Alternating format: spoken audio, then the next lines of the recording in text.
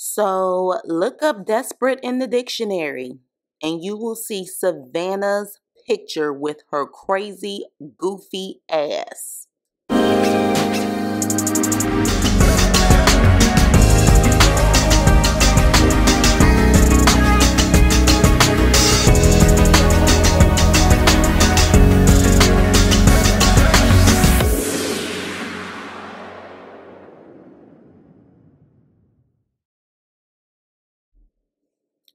Hey, what's up and hello? This is the Chris Nicole giving you my views on life, love, and the world of entertainment through my eyes. And this is my review on Love During Lockup, Season 4, Episode 54, You're the Inmate. All right, so we're going to continue on with these storylines, child. So we're going to start off with Andy, and I call him Opie now. And anybody who knows the old television shows, you would know who I'm talking about when I say Opie. Andy is Opie. So Andy is driving in this hurricane type of rain, and he gets a call from Brittney. Now, the last episode, Brittney said she did not want him to come. He's a liar. He's a deadbeat. She didn't want him to come. But she calls him and says now she wants him to come. Not because she misses him or that she really wants to see him. Oh, no. It's because Gracie, her daughter, and Andy are on the same visit list or some type of I guess they're grouped together. And if Andy doesn't come, Gracie can't come. So pretty much she's like, look, my daughter can't come if you can't come. So yeah, just come. And I was like, oh, that's so romantic. She really shows you really, really love him, Brittney. Get the hell up out of here. So, in my opinion, she wants to be done with Opie/Andy. She wants to be done with him. And I feel like she used that reason as a way to be done with him. Because, yes, we clearly see he has deadbeat qualities. And clearly he was not there for his children. But Brittney, neither were you. I mean, you were an addict, and I'm gonna assume you lied, cheated, and did everything else, and you neglected your children. So, pot calling the kettle black. I'm just saying. So, granted, I guess she felt like he lied about being this Brady Bunch dad, but you're a liar too. Because in my opinion, I still wouldn't be able to trust you because you're in jail. So with that, Andy's like, well, I was coming because, I wanted Gracie to see you. I hope I'm not, blindsided like I was this morning. And Brittney's like, you weren't blindsided. I was blindsided. So we can talk, whatever, get the hell off my phone. Yeah, and another thing, Andy, you made this comment about your kid saying, well, if I wasn't a good father or whatever the case may be, how did you guys turn out so great? Because you probably left them with someone who had morals and values and raised them well. Or they saw you and their mother and said, I'd be damned if I end up that way. That's how. You may not be able to take credit for it, but someone's able to take credit for it. And if anything, the only credit you can take is that you were that horrible, they made sure they took another direction. Moving on. So, child, we have LATISHA. Ugh. We have LATISHA, and LATISHA's packing to see her husband, Keith. And so she tells Gold Funks, because I call him Gold Funk sometimes, because apparently she says he got all of this gold in his mouth. She talks to him, and one thing I can't stand about this cast so far is that they're very passive aggressive. Like they're not straightforward with how they feel. They always want to put it on someone else. So like RANEKA, she was like, my family and friends think that you gonna do this, Asante. LATISHA's like, my lawyer feels. I'm like, how about y'all just say how you feel? Not the lawyer, not the friend. Say how you feel. But moving on. So she tells Keith that she talked to the lawyer, and the lawyer says that it's not a good idea in regards to business to have him attached to her business. And so we see another side of Keith. And Keith is like, I don't care what the attorney says. Sounds like he's still on the same BS that got him in prison in the first place. What do you mean you don't care what the attorney says? You're about to be a actual, well, I don't know when he gets out, but if you're getting out and you're trying to be legitimate, you damn sure need to listen to what an attorney will say to you. So he's like, I don't care. And she was like, well, you know, he also mentioned a post-nup about, you know, protecting myself and you in regards to finance and stuff. He's like, you mean finances or marriage? He gets so defensive, which honestly, not a good sign. Not a good sign at all, because anyone who gets so annoyed with you wanting to protect yourself and your assets and protect that person as well, and they get that annoyed, red flag in my opinion. So he's going off and he's like, I don't do none of that. And, you know, you the one who brought it up and you must have brought it up for a reason. And, you know, she's like, you're being defensive. I'm just saying. He was like, no. You can't take it back. You can't take it back. And so she gets off the phone and she's flipping out like, oh my gosh, like he's tripping. I'm like, yeah, he is tripping. So that should give you a big sign on maybe why he wants to be attached to your business in the first place. You need to leave his ass alone.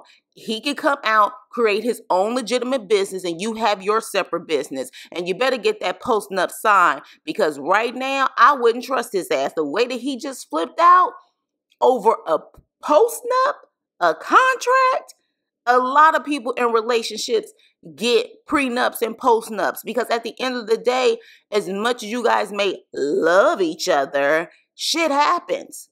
So you need to protect yourself. Although, LATISHA, I don't know if you really have anything to protect. I'm just saying. Because, honey, you got a lot of shit going on in these streets. So you may not have nothing to protect. Apparently, you don't have a business to protect, allegedly. No home to protect. So, yeah. Right. So, with that, LATISHA is driving in the desert to see her man. And, honey, she claims when she was packing that she doesn't really know what to wear because they want them to dress like nuns and she can't wear anything tight or certain things like that. But when she gets out the damn car, when she's in the desert, and I guess she sat up there and put some mouthwash in her mouth and spit it out before she actually got to the prison, what she had on was pretty tight. She had on them jeans. She had on like a white shirt. And look, I'm sorry. I have a pet peeve about ill-fitted type of bras. Like, I'm really big on making sure you have the right size bra or the correct bra for the outfit. And yeah, like, I understand that she apparently was trying to show him the goods to a certain extent under that basic ass white shirt, but it looked like she had 4 titties. I'm sorry.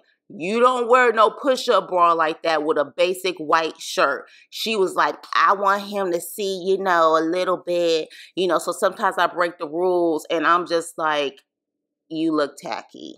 Sorry, but you look tacky. Better bra next time. I can't stand. Ladies, make sure you have the correct bra on. So with that, she goes into the prison, and of course, the cameras can't go in there with her, so I guess we'll see next episode if she actually is able to visit him or they turn her away based on that outfit that she had on. So, now we have Money Green Jade, and yes, I'm going to call her Money Green Jade, and her sister Jess. They are in, I think, Minnesota, but I could have sworn they said that he actually is in jail in South Dakota. But yeah, so pretty much they're in Minnesota, I guess, getting ready for their visit. And then check this out. They say that he can have a powwow. And a powwow is where him and his family can eat and dance and chill all day long. And I'm like, where the hell do they do that at? What jail do they allow that where a prisoner can chill with the family and friends, have their own type of food, and chill and dance all day long? Like, is this like a Native American thing where they're allowed to do that with them? Because for damn sure, I have never seen that in my life. And apparently he's in a minimum security prison. So, child, I need answers. But anywho, Chris' mom has an issue with Jade. And probably because she knows that Jade is just in it for the money. So here's the thing though. Chris' mama don't trust the women in his life, but Chris don't trust his mama either. Clearly, based on what we heard, his experiences with his mother, he don't really trust her. So Jade meets with his nieces at the picnic, Jade and Jess. And Jade says that, to the nieces, like, yeah, I wanted to meet the mom, but I don't think the mom really likes me. And one of the nieces is like, yeah. And then, damn it, it's dead silence. Oh my gosh, I hollered. I was like, well, damn, that's a very nice but blunt way to pretty much say, yeah, she doesn't like you. She don't like you, bitch. So the niece asks her straight up, like, Jade, did my uncle have you sign a prenup? And Jade says no. And I'm like, Chris, you are truly a dumbass. You didn't have her sign a prenup? I got to look up the laws in Florida on what she can get because he didn't have her sign a prenup. So they tell her that in their opinion, she is too flashy on social media. And, of course, she's showing off, the jewelry, the roses. And that's why I guess they feel like, she is using him. Look, here's the thing.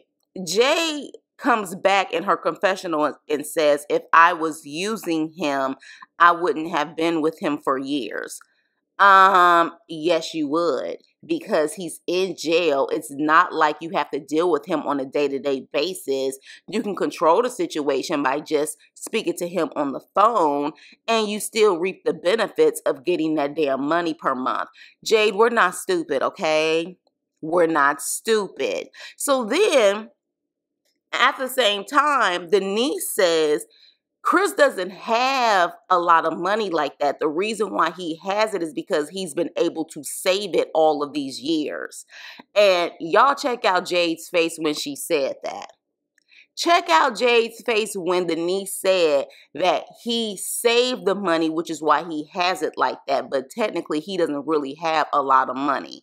Check out her face. I'm telling you, when that money run out, Jade is gone, okay? So moving on, we have, oh Lord, we have Savannah. And Savannah goes to see a lawyer and is trying to see if it's normal that, Jake got all of this time for his crime. And apparently the governor of his state shut down his early release. And she says, the governor shut down his early release, which means that Jake made all of those changes for nothing. How about he should have made those changes for himself and not an early release? So if he only changed to get out early, then I can see why the governor said hell no and shut it down. So she talks to the lawyer, and of course, she brings up the damn marriage again. And I'm so sick of her ass bringing up marriage. That man does not want to marry you. And so she's like, well, what about if, we get married? Doesn't that show that, he has a support system? Even though he has family, but she swears up and down being married is going to make it look better. And the lawyer's like, well, yeah, it will definitely show stability. And so she can't wait till she talks to Jake about what the lawyer said. And so she brings up to him, Jake's like, how did everything go? And the first thing she said is, he says that we should get married. And he's like, I don't want that to be the first thing that we talk about. I'm talking about the legalities of everything. Like, what's the legal terms that we could talk about? And she was like, well, that's a part of it. Like, we should definitely get married. It would show stability. Child, she got this big ass Joker smile on her face. And I'm just like, how many times does this man have to tell you he does not want to marry you? How many times does he have to tell you that?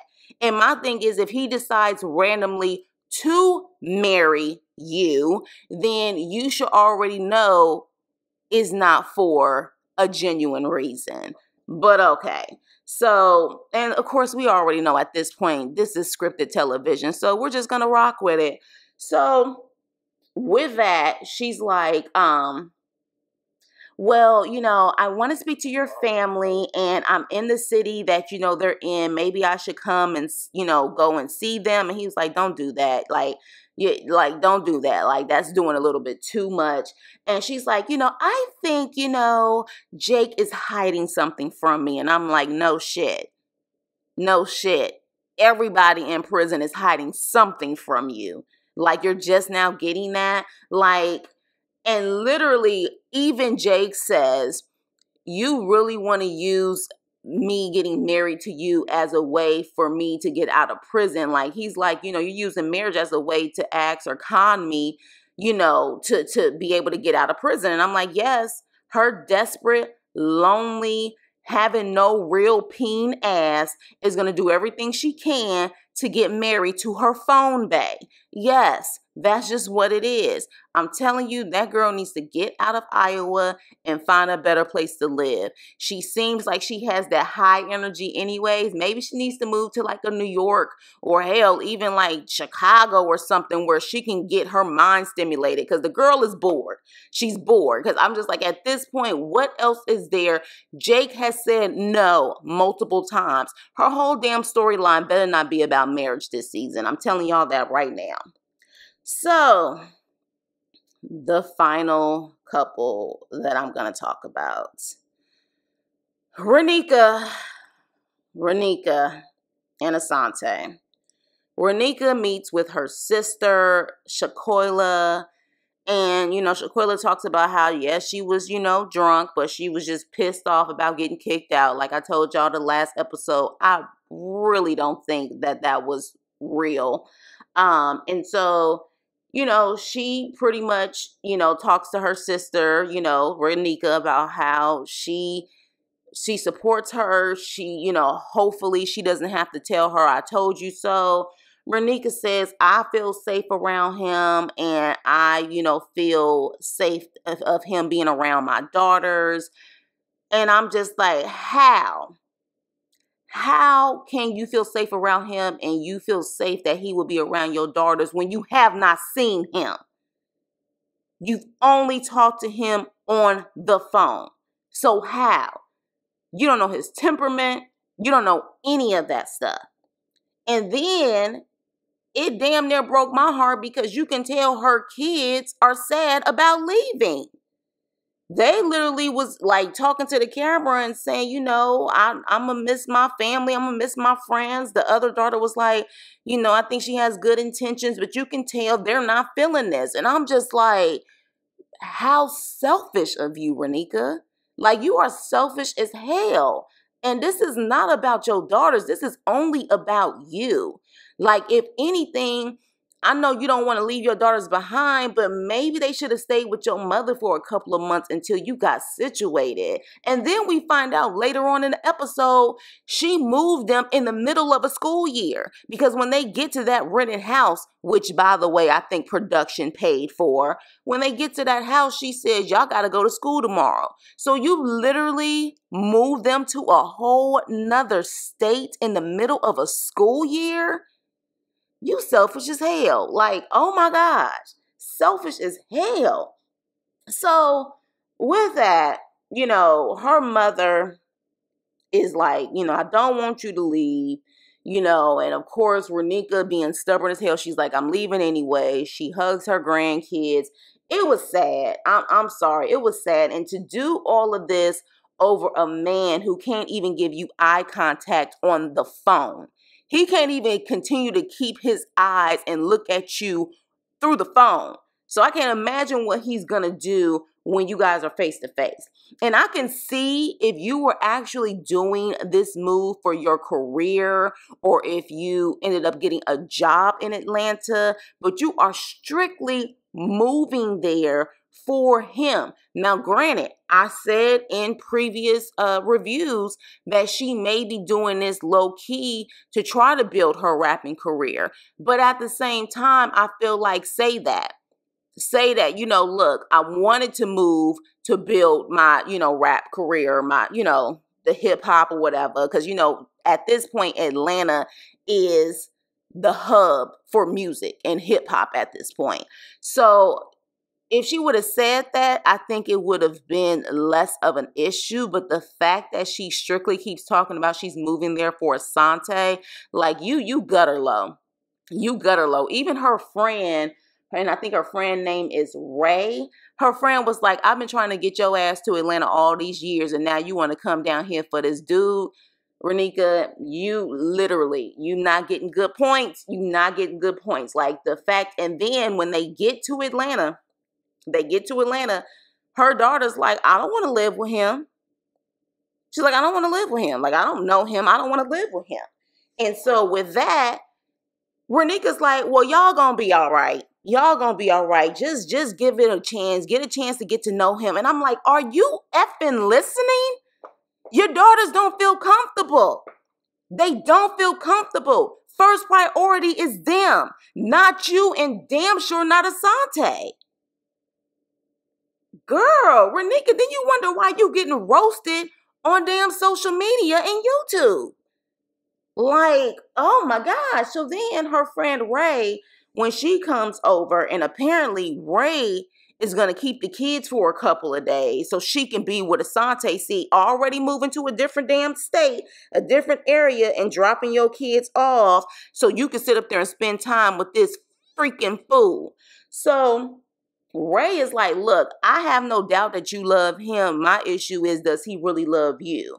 And Ray does an investigation on Asante's social media page, which I feel, again, this was all plotted and bullshit because RANEKA knew he had a social media page. You mean to tell me you're not investigating that page consistently? Like you're just now looking at that page with Ray there? You're full of shit. So Ray looks at it, and pretty much, I guess, a girl posted her number from like 2 weeks ago and these hearts or whatever. And so she contacts Asante and was like, who is this bitch? Who is this bitch? And you know, Asante's like, what bitch? And then the episode goes off. Child, all of these women, you know what I'm saying, definitely are giving desperate. Savannah, though, scares me because she gives desperate with this Ace Ventura grin on her face. And those are the scary ones that you got to look out for. But hell, RANEKA is desperate. LATISHA is desperate. Like, it's crazy at this point. But again, do I feel that all of these storylines are real? Hell no. But since we don't have scripted television right now, I'm going to rock with it. But with that being said, what did you guys think about this episode? We didn't see BRITTNEY and Karak this episode, but it looked like we're going to see plenty of them next episode. So you guys, let me know what you think. Please like, share, and subscribe, and I will see you on my next video. Toodles.